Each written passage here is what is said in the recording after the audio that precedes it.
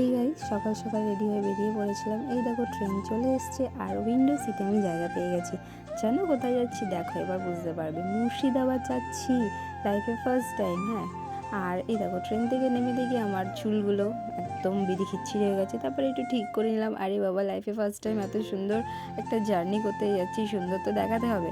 প্রথমে আমরা চলে গেছিলাম কাঠগোলাপ বাগানে। হ্যাঁ, আর দেখো বাড়িটা কি সুন্দর, আমি প্রচুর এক্সাইটেড ছিলাম। আর দেখো ওখানে কত মাছ ছিল পুকুরে, বড় বড় মাছ। আর এই ছিল পরেশনাথ জৈন মন্দির। গাইজ এত সুন্দর ভেতরে, জাস্ট আমি কি বলবো, এত মুগ্ধ হয়ে গেছিলাম আমি। আর এই দেখো কত বড় কুয়ো।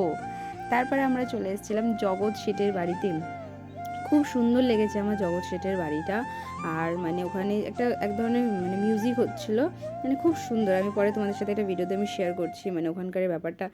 ওখানে গিয়ে না একটা অন্যরকম ব্যাপার চলে এসেছিলো। তারপর আমরা চলে গেছিলাম নসিপুর রাজবাড়িতে। হ্যাঁ, এই রাজবাড়িতে সেরকম কিছু ছিল না, কিন্তু একটা মন্দির ছিল আমার যেটা খুব ভালো লেগেছে, বজরংবলির মন্দির।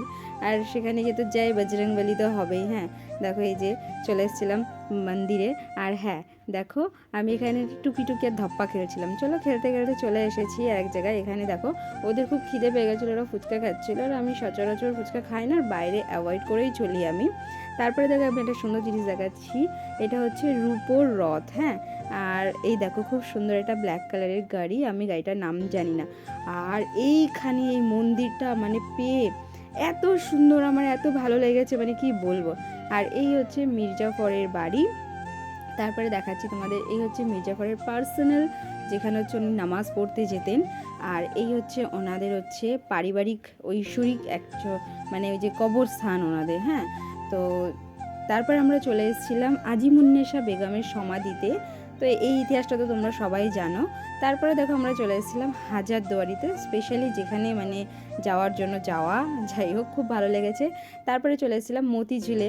আর তোমরা তো জানি যে ওখানে ভিডিও অ্যালাউ নেই, ভেতরে কিছু শেয়ার করা যায় না, অবশ্যই এটা একদমই ঠিক, না করাই ভালো। আর এই যে আমি, আর ওই যে আমার পেছনে হচ্ছে মতিঝিল, আর ওরা সবাই টায়ার্ড হয়ে বসে পড়েছিল। আর এই দেখো মতিঝিলের সামনে সুন্দর একটা সব জায়গাতেই সুন্দর সুন্দর স্টল ছিল জিনিস কেনার জন্য।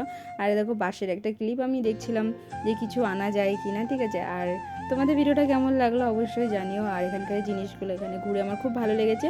আরও হাতে টাইম নিয়ে আসা দরকার ছিল, যাই হোক একদিনের ট্যুর ভালোই লেগেছে।